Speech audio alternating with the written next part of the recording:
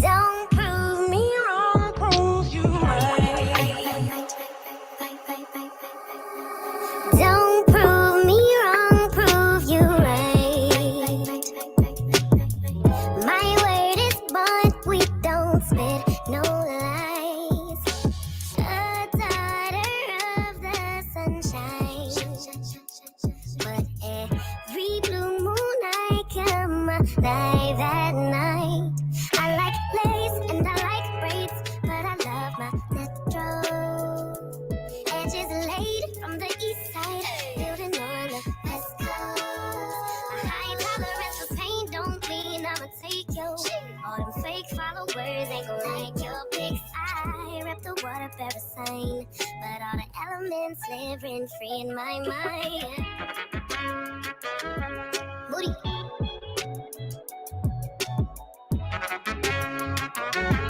Moody.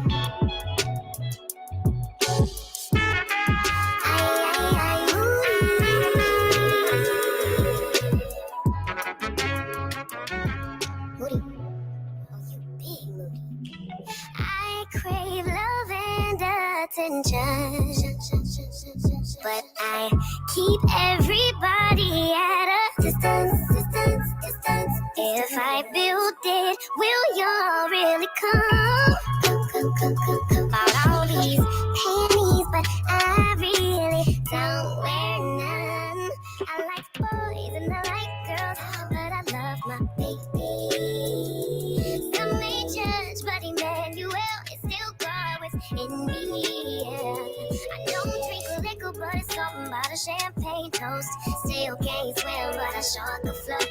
I rep the water bearer side, but all the elements live rent free in my mind.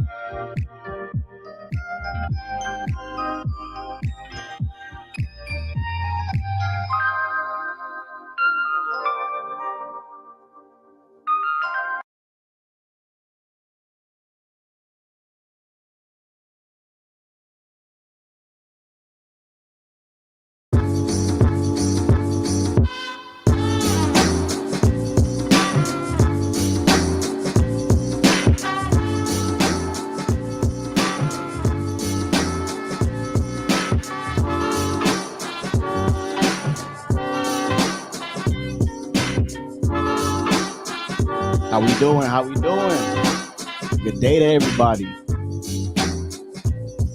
Yes. All right, I need everybody to go to the chat, comment your age, comment your state, your city, engage in the night. Yep.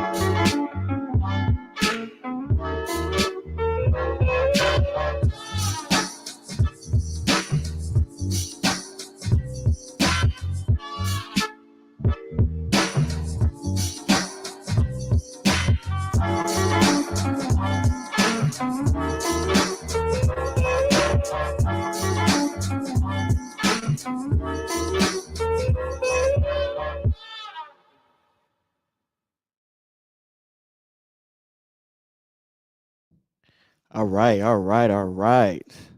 How's everybody doing today? We are here. The day is finally here. Episode 1 of the No More Excuses podcast. I'm your host, Justin. I hope everybody doing good today, because we have a special, special conversation to have tonight.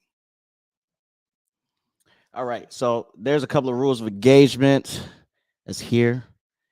If you ain't here, keep the likes and the engagement up to 50%. The next thing we're going to do is talk about respect. If you come on here, respect the platform. But first and foremost, respect yourself and respect those that are around you, because that's very important. All right, so let's break the ice. If you don't know, my name is Justin once again. And a little background about me. I was in the Air Force. I'm a military veteran for 9 years total, 7 years active duty. Born and raised Detroit, Michigan. What else? I guess a little fun fact is I play the piano. I played the piano since I was little. So I guess that's a little fun fact there. So as far as breaking the ice. All right. So let's get down to business. You saw the title. Do you know your place? I wonder what you're thinking about. So there's an attack on the nuclear family. Feminism is on the rise. The image of a two-parent household is starting to dissolve until it's no more. The sanctity of marriage is simply just not there anymore. There's a period of cohabitation before marriage, which what it used to not even be. People used to live separately before being able to cohabit with one another. People used to not even be married. There's an increase in promiscuity. Yeah, it's hard to say that word, but there's an increase on it that it's really hard for people to be sophisticated nowadays. Everybody's business is just out there, and it's just really hard to understand why. Why isn't no one sophisticated? Why don't people take pride in their image and who they are and their values, morals? Why is that? There's an increase in contraception. There's over 33 different ways of having birth control to prevent pregnancy or even abort pregnancy. There's just so many things out there that has become a norm today. The society in the last, I would say, decade has become, I won't say decade, probably decade and a half, has become more secular. More secular. Like, once again, there's no pride. There's absolutely no pride in people showing sophistication and their morals and the values. There's been a decrease in birth rate, which has also caused the aging of our population. There's a lot more elders that's dying off, and there's no one to replace them because babies aren't being born. People are not choosing to be married. It's pitiful. And all of this is showing that our generation curses. This is a generation curse that's been going on for many, many, many years, many decades. And they're starting to show their outcomes. And finally, we have a community of men and women with excessive trauma. Because of this trauma, instead of working with one another, we choose to battle one another, battle the sexes. I'm pretty sure you heard of it. What does it mean? It's pretty much the blame game. Who do we blame? Do we blame men for allowing the society to get to where it is today? Or do we blame women for not being promiscuous anymore? Do we blame feminism, the equal rights, the rights of women, the sexual liberation? Do you not have any shame for what you do nowadays? Hmm. Well, let's go back a little. What does this all mean? What does this all derive from? Well, hierarchy, of course. What is hierarchy? Let's look it up. Let's define hierarchy. Let's define it. Let's define hierarchy.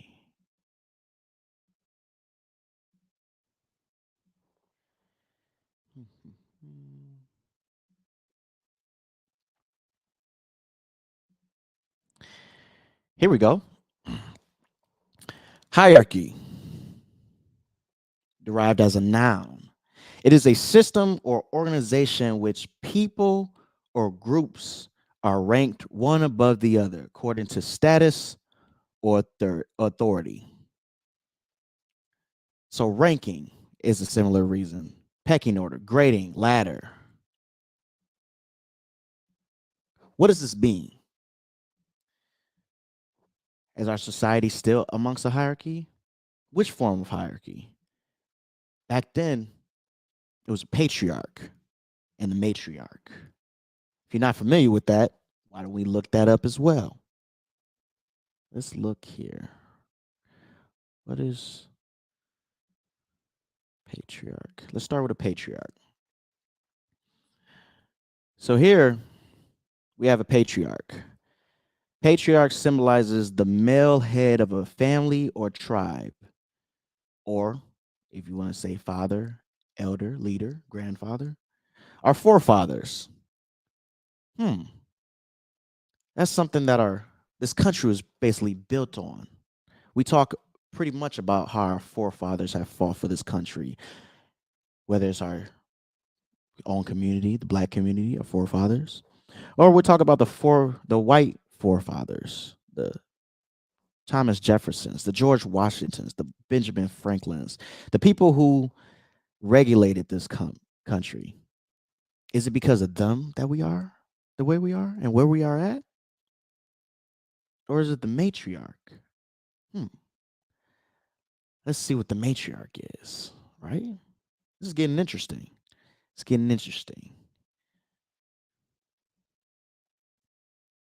Looky there.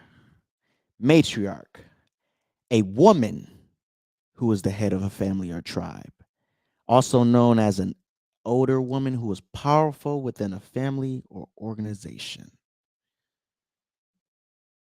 Hmm. So the question is, we're used to patriarch, but do matriarchs exist? Hmm. Matriarch actually existed and began back in the 80s, the 1880s, that is, around England. It was derived or also around when women rights were beginning to fight for their rights. And around this time, there was a conception that women felt unequal. Women felt disrespected. They weren't respected in their own homes, in their own communities. They felt less than nothing. So then the matriarch came about. And there were many men who were leaving their wives, many wives that were leaving their husbands. Hmm, it's pretty impressive. So, what does this have to do with knowing your place? Well, if you notice that we have a large rise in divorces, many people aren't getting married today. Well, why? Why? Why? It's crazy that this matriarch exists. Well, many people don't know that in the black community, we've been we have had a matriarch. Our culture was formed around a matriarch beginning about 60 years ago. Well, what happened 60 years ago? Well, that's when they passed the equal rights for women. Hmm. Around this time also was around when the Great Depression, Industrial Revolution. Many men were sent off to World War II, and no one was left but majority of women and children. Well, of course, women had to work. Women started getting these labor jobs even before women's rights. They were allowed to work because the country still had to function. Life still had to continue and go on. It couldn't stop. Families still had to feed their children. Their wives still had to eat, still had to survive. So, what happened when this went down? Well, women started taking the role of men because there weren't any men around. They were all fighting the war, the Great World War. Hmm. Well, later on, after the World War II ended around 9, men decided to come back and they thought that life would go back to the way it was, but no, no. Because of this, this gave women a much more powerful stand to fight for their rights, to become more independent. And it was actually much harder for men to find a job around this time because who had the jobs? Hmm, women did. Men couldn't work. So what did men do? They kind of suffer. They try to find ways to do so. And then a shift happened. 1962, around I won't even say 1962. In the 1960s, what happened was there was a shift in the hierarchy. Hmm. Government had to proceed with welfare, government assistance to these communities, not just the black community, but the white community, the Asian community, non-Hispanic community, the Indian community, all these communities had to rely on the government because their men could not provide. Hmm. Interesting. Interesting. Well, for right now, let's come back to our present time. Right now, we live in a society of equality, a society of sexual liberation for our women, a society where there are communities that exist with a matriarch within the patriarch itself. So, with all this being said and being done, can we have a combination of a patriarch and a matriarch? Can they coexist? Can men and women truly be equal? Can they? It's really difficult to say. It's really difficult to say. Because at this point in time, as I said before, it's many divorce rates, many divorces, many divorces. The marriage rate is low. There's 331, over 331 million people here in the United States. And there's less than 2 million marriages. So how does that correlate to the 6%? That every 6 couples out of 1,000 population, people are not really getting married. Why? Why? Many of the community are single parent households, more particularly in the Black community. See, the matriarch hit the Black community first. Women were now the head of the household. Men were leaving. Men were leaving churches. Men were leaving relationships. But does that go to say that it's the man's fault for leaving? Why isn't the nuclear family working anymore? Why isn't the concept that the man being the head of the household, the woman being next in line, and then the children? Why isn't the concept that family starts with the father and ends with the child? And who's there in the middle? The mother. The mother is who combined the first with the last, the father with the child. The mother is the one who holds the family together. 80, 80 to 90% of women in the Black community, and well, 80%, 80 to 90%, I'm sorry, of women initiate divorce. Why are women leaving the relationship? Because if the woman has the most important and imperative part when it comes to the nuclear family, when the woman leaves, the family dissolves, the nuclear family, that is. And what are we left with? Dysfunction, insecurities, trauma. So, what's the solution? Women are shooting for equality, they want to be equal to a man.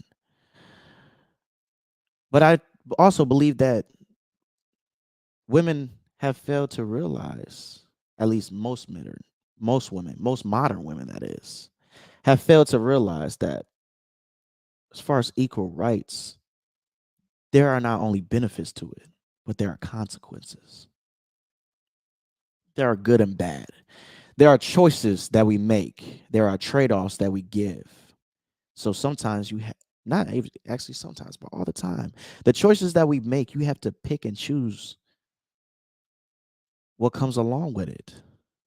You can't just benefit off of something and not understand or be responsible or take accountability for the repercussions that come with it, for the consequences that come with it.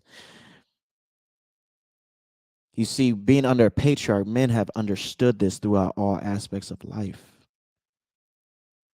So why can't women understand it? Or is it men? It goes by taking it back to men and women's natural way of thinking, natural logic amongst men and women. In modern society today, there are a lot of men who are act not masculine and not according to their natural way, but very feminine. And vice versa when it comes to the women. The women have, due to equality and feminism, have taken on masculine roles and are no longer able to be settled in their feminine ways. This has caused a dysfunction in our community. So, what is our natural way? Going back to that. Well, men, being a man, I can actually let you know. Man's natural way of logic is through our thought process, through practicality, through our actions, outcomes, problem solving. When there's an issue, we resolve through logic, through practicality.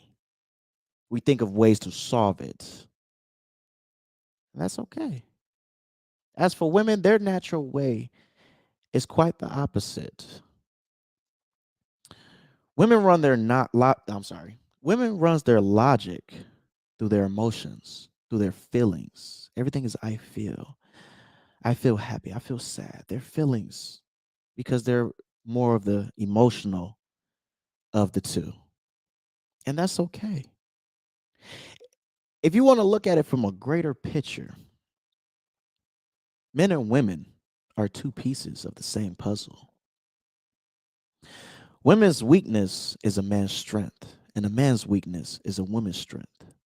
Independently, we may rise to a challenge, we may overcome it, but wholeheartedly, when it comes to the full outcome, we are nothing alone. You see, men needs women, and women needs men. We must be able to coexist with one another. We must be able to flourish with one another. But at this point, who comes to the table first? Is it men or is it women? Do we fall under which hierarchy? The patriarch or the matriarch? Which one has worked? Which one hasn't worked? When do we come to an agreement on what will work for our outcome? Who is going to take accountability? Do men take accountability for how society is today? Do women take accountability for how society is today? Those are questions that we must ask ourselves. Particularly in the Black community, we suffer a long history of trauma. And I think that it is important and imperative for us as a community to seek therapy, both independently and together as a family. Once we get over these traumas, once we stop blaming one another and honestly realize that we must work together in this thing that we call life, maybe we'll start seeing some improvement. Maybe we'll see the divorce rate go down. Maybe we'll see the marriage rate go up. Maybe we will see an increase in the birth rate. Maybe we will find our morals, our values, our that foundation that we seek. Maybe. I believe that it's really important that we ask these questions to one another. I think it's important that we have these conversations, not arguments, not debates, because it's not about who's right or wrong. It's about understanding yourself, being able to compromise, being able to have the conversation that we can come together as a community because we are not in this alone. And if you could think that you can survive alone, well, maybe so. But how long are you willing to survive? So I hope this has brought to you some good insights, some good thought process on conversations to have. Well, until then, like, comment, subscribe. If you like what I talked about, put it in the comments. Shoot me an email. Shoot me an email on my channel. Have these conversations. You know, we were lied to. by our parents. I'm generation millennial. We were lied to by our parents' generation, by Generation X. They told us that we can have everything. Well, can we? Can we have everything? Does the world belong to us? Do we have to work for it, or is it just given? Life has been advised to us. We have had advantages. Wars don't exist how they used to. Struggle don't exist how it used to.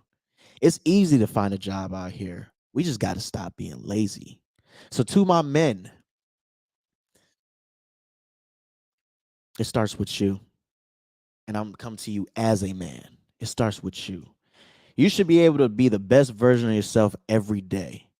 Are you complaining? Are you being lazy and complaining about how you don't have enough money? Well, there's many opportunities out here. Why settle? You should be one to be the best version of yourself until you take your last breath, especially if you have kids or a family. It's about the outcomes. It's about the choices we make. You a grown ass man. Do something about it. Get out your feminine ways. Be masculine.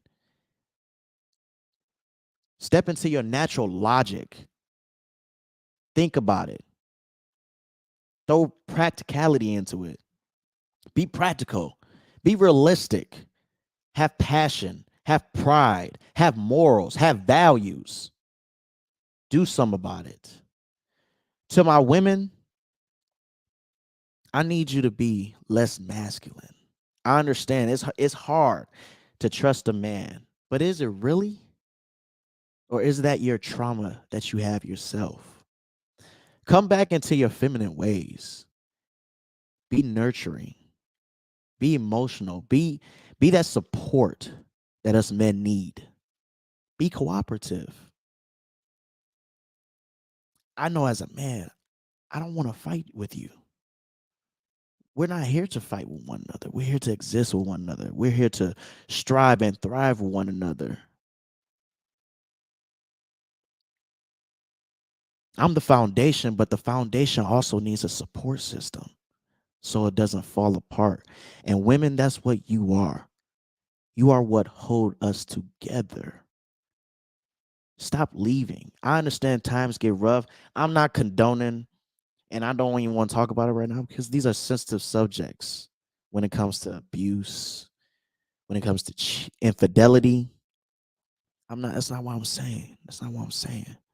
I understand that it's easy to leave. But look at it like your job. Marriage is your employer. The husband and the wife are the employees. Understand your position, understand your role. We're so quick to work hard for a check. But are we willing to work hard for that marriage? Are we willing to push through and do whatever it takes to make sure that the next generation don't suffer like we did? I challenged my counterparts in my generation and Generation Z. But right now, as far as millennials, we are the new Generation X. We are the adults now. We are the ones who need to pass down our culture, our traditions, our values, our morals. Men, create that foundation, that structure, that discipline. You want your woman to do it, you want your kids to do it, be the example. Stop complaining, stop being lazy. That's what I say to my men out here. To my women, be cooperative, submissive, be that support system. You are the glue that holds us together. I understand it's hard out here. It's hard to trust. But before you can do that, you got to handle yourself. You got to trust yourself. You got to love yourself. Be honest with yourself. It starts with yourself. It's a risk, but life is about choices and trade-offs. There are risks and investments. Marriage is an investment. Life is an investment. There are risks that comes with investments. You can't expect to invest and always get a positive return. That's not how life works. That's not the reality that we live in. So these are some once again, these are conversations that we got to have. These are things that we must do for ourselves so we can start progressing in that positive direction. So I appreciate those who came out here. I appreciate everyone who came in here. So this is episode 1. Like I said, do you know your place? Something to think about. So tune in next time on the No More Excuses podcast. Once again, I'm your host, Justin. Thank you for allowing me to be here. And until then, peace, love, and happiness. Love y'all.